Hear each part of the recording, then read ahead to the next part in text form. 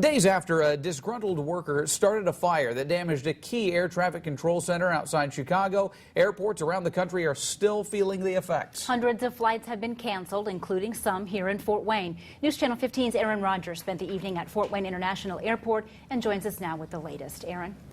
Even though the FAA says it might be a couple weeks until everything's running smoothly again, leaders with FWA say they're pretty much back to normal. But when we went out there today, there were still some frustrated passengers. Our flight was canceled 3 different times. My flight was canceled again. They kept rebooking me a day at a time. The trickle-down effect that's still plaguing passengers in Fort Wayne.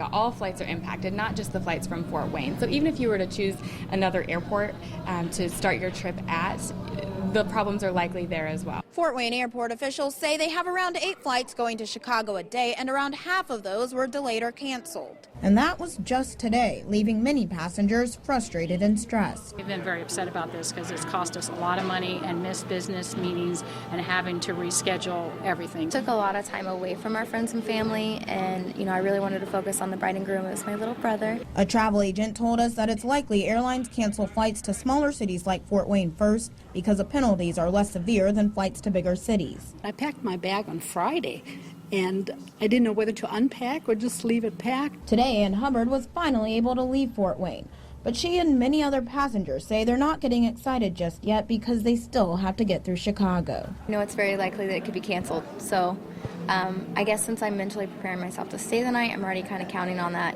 Even though it's caused some inconveniences, many travelers were quite understanding. This whole situation was way out of the airline's control. I'd hate to be the one to add up all the dollars that were lost by business and people.